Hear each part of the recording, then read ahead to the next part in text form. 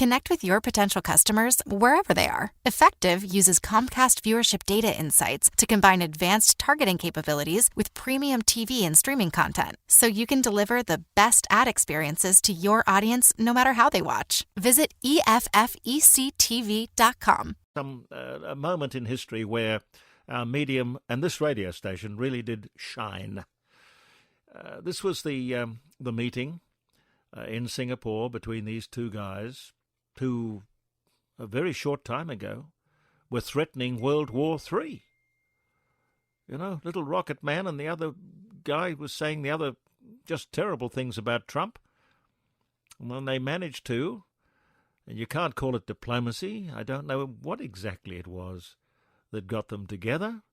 I mean, this thing has been there for diplomats to do for probably 50 years. And not really very much has happened. But even the Trump haters are going to find it very difficult to get over that which he has managed to accomplish today, provided it comes off. Dr. John Bruni is from Sage International. He knows about all of these things. Dr. John, are you well? I am indeed, Jeremy. What did you make of it? Look, at the moment, not a great deal other than the optics. I mean, obviously, as you rightly pointed out, I mean, this is really a case that warrants wondering whether or not this was actually proper diplomacy or whether it really is part of, Trump's art of the deal approach to international relations. Now, I don't want to sound cynical about what's happened, but unfortunately, in the world of international relations, one always has to approach these kind of events with a degree of caution. I think that you're right to suggest that we can't really be certain about how this is going to play out until there is actual substance. And I mean, even the Singapore summit agreement that had been signed by both Kim Jong-un and Donald Trump said very little about what the next step is going to be. And it made some very broad, vague promises. But in the end, there is no solid formulation by which we're going to see peace in our time, at least in Northeast Asia. Yes, well, that last, waving of the "there will be peace in our time" by, what was his name? Neville Chamberlain, yeah. That didn't work. But I can't see that this guy's got a lot to win by taking on the United States of America. He's got a lot more to win by cozying up to the United States of America. Well, the Chinese might have a problem with that. You see, China is actually a military ally of North Korea. In the early 1960s, they signed an alliance which basically meant that China would still come to its aid were it ever attacked by a foreign power, and that foreign power being the United States. And of course, China owns what is left of the North Korean economy. I mean, the North Korean economy has been under international sanctions for years. I think it has an economy the size of half of Tasmania's. So it's a very poor country, but what economic activity takes place within the boundaries of North Korea really is prompted by Chinese interests. I think China will have a lot to say about the fact that Donald Trump suggested that, and again, it was a very vague and unspecified thing that he said, Mr. Trump, that is, and that was that he is going to provide Kim Jong-un and North Korea protection. Well, what does that actually mean? Does that mean extending American military power to the Chinese North Korean border? I mean, we have to look at two things in play here. Donald Trump made it very clear from the outset that this was not going to be a regional-based diplomatic initiative. This was just going to be about America trying to come to some sort of agreement with North Korea. But we can't have this in isolation of the other countries. I mean, there's also South Korea to take into account. And Japan? And Japan, obviously. So these two countries have very real concerns, national security concerns, with regard to both China and North Korea, whether these guys are working in cahoots or whether or not, they just somehow manage to mystically create a similar strategic space. For Japan and South Korea, the idea of China using North Korea as a puppet state to rattle the saber and cause all kinds of nervousness is a very, very bad thing. How we're going to actually see America try to protect North Korea without necessarily taking the security concerns of South Korea or Japan into consideration is going to be a really big ask. We're going to have to see how the fallout is going to take place both in Tokyo and Seoul. But I think that in Seoul, interestingly enough, the notion that Trump has suggested that he's going to cancel South Korean-US war games, which has been, really at the forefront of protecting South Korea against any potential threat that the North poses, that's certainly going to be unsettling for some within the South Korean government, definitely. Yeah, but you're protecting South Korea by rattling that saber, but you're also creating and aggravating a problem while you do it. And it surely has to be in the interest of South Korea and Japan and indeed China to have a peaceful, prosperous Korean peninsula. Yes, but on whose terms? On Donald Trump's terms? Yeah. On Xi Jinping's terms? On Shinzo Abe's terms? Well, on surely Moon Jae-in's terms? I mean, you've got to drag these other guys into a more closely bound regional framework, and I think that the problem that we're seeing at the moment in Singapore as we've made mention, this is just an America-North Korea signature on a page with some very vague language that does not promise any substantive reduction. I mean, if you take, for instance, the passage on denuclearization, right? Yeah. Well, what does that mean to the Americans? The Americans want North Korea to basically get rid of all its nuclear weapons as soon as possible. Who's paying for that, by the way? I mean, the Americans would have to pay for it, or the South Koreans will have to pay for it, or maybe the Japanese would have to pay for it. And I think that they would take umbrage at the fact that Washington has unilaterally forced its allies to take up a few $1 billion worth of their public funds to throw at North Korea. Well, let them all kick in.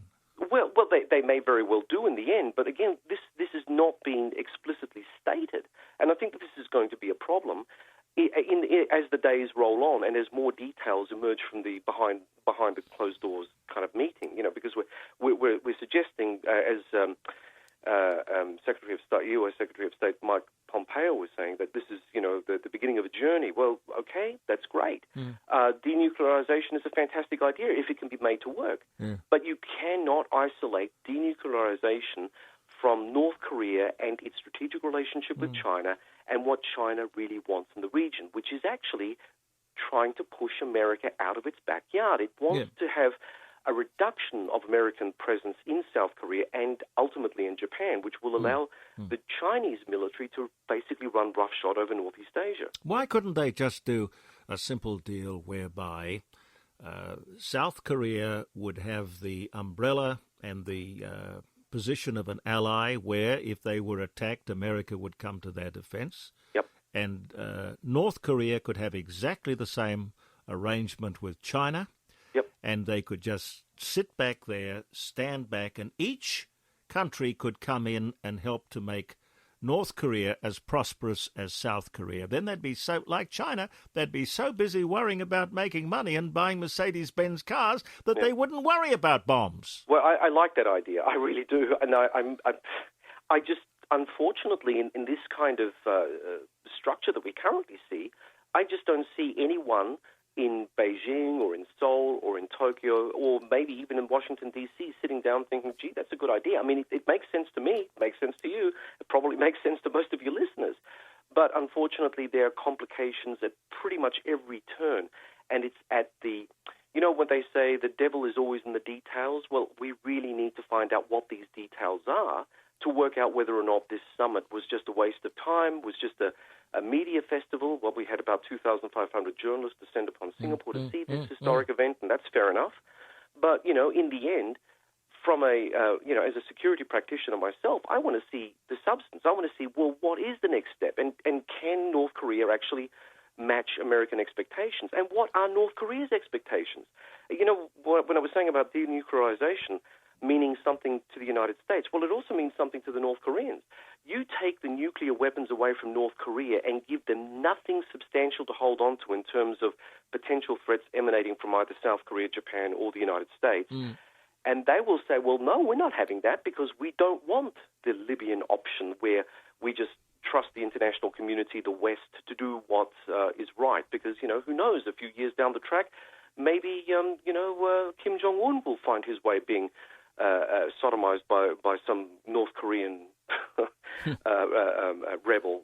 So we don't, from a North Korean perspective, this is really a matter of moving forward, but moving forward in a way that it retains control over the process. Because if it lets the Americans dictate terms, it's not going to work. It'll break down. It will have to break down. What do you think, in fact, brought them to the table? There was that when Rudy Giuliani, in a very undiplomatic speech, which I'm sure he knew would be reported, said that when the president had sent the letter to Kim saying that the meeting was off, that Kim Jong-un got down on his knees and begged. Not the sort of thing you'd imagine would do anything but exacerbate a negative situation. Absolutely. It was a really badly worded thing for him to say. But then again, Rudy Giuliani, being who he is not known for his tact. Yeah, but you don't humiliate the person you're hoping to get into bed with. No, indeed not. And again, having John Bolton, participate in this whole process, the very guy that put the flea in Trump's head to say, well, perhaps the Libya option is on the table. I don't know, we'll just go in and have a look. I mean, you don't mention these things because these are the very things, these are the existential threats that the North Korean leader will be very well aware of, so will his inner circle. And they will do whatever they can to push back against these things. And if it means reneging on an agreement which really didn't promise a great deal anyway, so be it.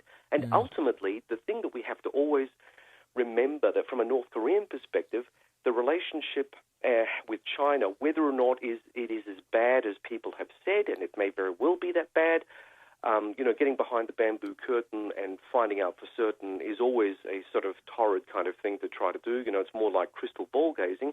But the fact of the matter is that there has been a lot of coordination, I think more at a covert level between Pyongyang and Beijing, because both in very different ways, they may hate each other's guts, but they will work together because they know that it's in their interest to do so. As I said, North Korea will never, according to China, will never be under America's tutelage, because if that were the case, then all of a sudden you'll have American tanks patrolling the North Korean-Chinese border, which will not be in China's interest. China wants to expand outwards. It wants a reduction of America's presence in Asia, not an increase of it, and certainly they don't want the Americans on the front door. Yeah. Well, are we going to see fast food stores in North Korea? Are we going to see, well, we imagine we're going to see Kim Jong-un in the White House. What has happened? I mean, have these sanctions been so effective that they have literally driven the leadership to sit down at the table and to do a deal? Look, the North Korean economy is in a parlous state, without a doubt. I think that Kim's notion of reaching out to the United States probably has more to do with the fact that he is exploring whatever avenues exist in order not to protect himself so much, because I don't think he trusts the Americans at all, not in the way that we think, from all the feel-good that came out of Singapore over the last few hours. But I think that he was trying to explore whatever avenues exist in order to create something that's very different. No one's actually talking about this very much in the public domain, which I find really weird. But the sunshine policy of South Korea and the idea of being able to sort of de-escalate tensions with the United States will open up a diplomatic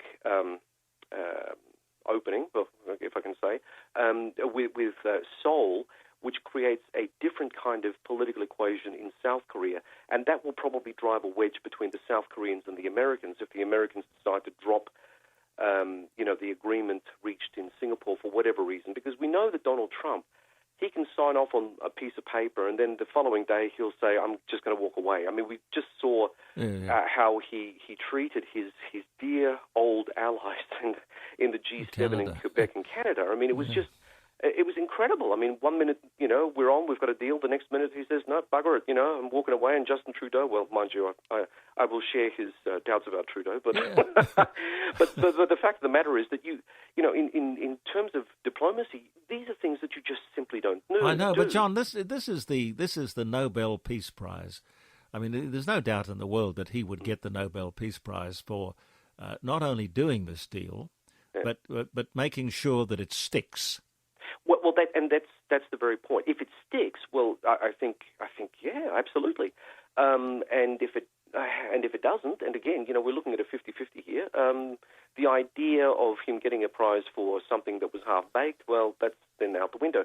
But then again, we have to recall that former President Barack Obama got the Nobel Peace Prize for doing absolutely nothing in comparison to this, very choreographed symbol of peace that took place in Singapore. At least from a stylistic perspective, it resonates much deeper than anything that Obama had put forward, which I think will annoy a lot of the people in the Democratic Party in the United States. Oh, the Trump haters will. Oh, yeah. Oh, God, who paid for all of this thing today in Singapore, by the way? Do you know? The Singaporean government. I think they foot the bill of $20 million, which, again, sounds a lot, but it's really not a great deal when you think about putting together a major prestigious event in a city like Singapore. The government rallies around, and of course, with all the media throng coming in, they'll more than easily break even with that $20 million investment. Yeah. So what do you reckon we've got? They're going to send back the poor, sad young men and women, presumably, who died in the Korean War, the remains of them. Yep. You think there is a side deal that says no more saber rattling and American ships exercising and carrying on? It's going to be hard. It's going to be hard to try to get Seoul and Tokyo, because there's always that Japanese thing on the sideline. Whatever happens in South Korea may very well have an impact in Japan as well. But if you say to the South Korean government, look, from here on in, we're just not going to play war games with you, so your military forces are basically on your own. Yeah. That wouldn't be such a bad thing if this inter-Korean dialogue between North and South opens up a new political space. Because in a de-escalated political climate, I could see that there's a prospect for a confederal, not a unified, a confederal Korean peninsula where the North retains its sovereignty and the South retains its sovereignty moving forward. But over time, they'll start equalizing. And by time, I mean, considering that North Korea is, really so bad in terms of economic management, it's going to take at least two or three generations to settle the North Korean economy in any way that would make sense to us. Do you envisage something like a Marshall Plan or something that is going to so change the position and the thinking, the mindset of North Korea? The Americans won't be able to initiate that by themselves. America has its own issues at stake economically, and I think that Donald Trump has made it abundantly clear that it's America first and, bigger regional strategic issues later. Could Trump create that sort of regional environment whereby he can start rattling America's tin cup and find that Japan will throw in a few lazy billion and so will South Korea, and they'll create a fund? It will never be a Marshall Aid Fund. I mean, that was a historic fund that took place at a time where America was the dominant force in the world, economically and militarily. They are not really at that point anymore, and the political imperative really will be to try to stabilize North Korea, but also make sure that we can do it to a budget that will make sense. Because if American funds by the billions of dollars a nuclear disarmament in North Korea, a restarting of its economy at the expense of American workers, that's going to make sure that come November and the congressional elections, the Republicans won't be looking too flash. No. I think they've got 30,000 troops. America has about 30,000 troops in South Korea. Correct. Did you hear anything today about that being a condition? Remove those people? Well, I've heard a lot of speculation saying, Kim would like those forces removed because they are very close to his border, and obviously they have a level of technology that would penetrate North Korea very easily and very quickly. So, one of the preconditions of any lasting settlement would have to be basically withdrawing American forces. Now, Donald Trump has also apparently indicated that, these troops, they cost a lot of money. Well, that's money they could save, yeah, absolutely. Yeah, that's money they can save. So we want to see our boys and girls come back home, which is fine. But again, barring not having that sort of inter-Korean dialogue, which will lead to a lasting settlement between North and South Korea, that means Pyongyang and Seoul, not Pyongyang and Washington. Without that being put in place, it becomes a little bit more problematic for Seoul to sort of entertain the idea that they're going to be on their own. Well, North Korea has one of the biggest standing armies in the world. I think they've got 1 million people. What would 30,000 do? Is it not just a token? No. One would say that from a numerical perspective, but from a military qualitative perspective, America's armed forces is just light years ahead of whatever North Korea can put forward. I mean, North Korea has numbers, and in a tight space where the Korean Peninsula is a tight space, those numbers can count under certain circumstances. But America's, 30-odd thousand forces in South Korea, I mean, they run state-of-the-art tanks, state-of-the-art warplanes and ships. Without even using the nuclear umbrella, they could do a lot of damage to North Korea. And if we look at current conventional military operations that America took place over Iraq, where Iraq was similarly equipped to North Korea with former Soviet weapons, outdated Soviet weapons, which is basically the order of battle of North Korea. A handful of American forces just basically cut through Saddam's army, and we would understand that there would be that kind of element with regard to America's forces in the South. Well, what do you reckon, John? Will we have peace in our time? Jeremy, I live in hope, but I'd rather adopt a more cautious approach until I actually see beyond Donald's signature on a piece of paper. Well, jawing is better than warring anyway. Yeah, true. That is true. and if Kim Jong-un could free up the money that he's spending on his 1 million-man standing army and all of the toys and all the research and put that to making his country prosperous and healthy, why would he not do it? Well, even within Pyongyang, he has to watch his step. He's a very young leader. He's very sure of himself, obviously. But there are people who served with his father's cohort, and they're of a different generation, and they have different expectations of what North Korea ought to be and how it should be run. So, Kim will have to watch very carefully how he moves forward, because again, if he moves too quickly with a radical sort of political agenda for North Korea, the likelihood of him actually staying in power at the end of this year is very, very low, shall we say.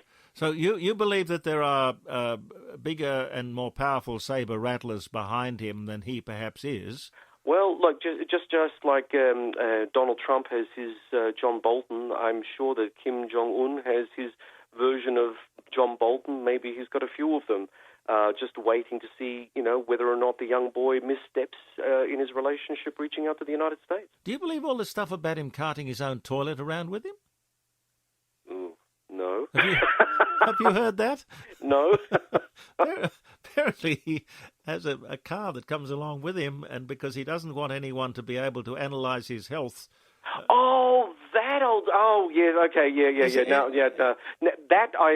Yes. Well, I don't look. All right, Jeremy. Let's put it into some sort of context here. He's a dictator, right? Yeah. His hold on power is really something that he values. In any dictatorship, there's a degree of paranoia. And look, in terms of making sure that no one can actually see what his ultimate health is like, well, I don't know, a picture's worth 1,000 words. You look at the boy, I think he could lose a few kilos, right? I think he's not the picture of health. But anyway, as long as he can sign an enduring peace agreement and hold to it, and Trump can do the same, I think the world can sleep a little easier tonight. Fingers crossed, Jeremy. Thank you, John.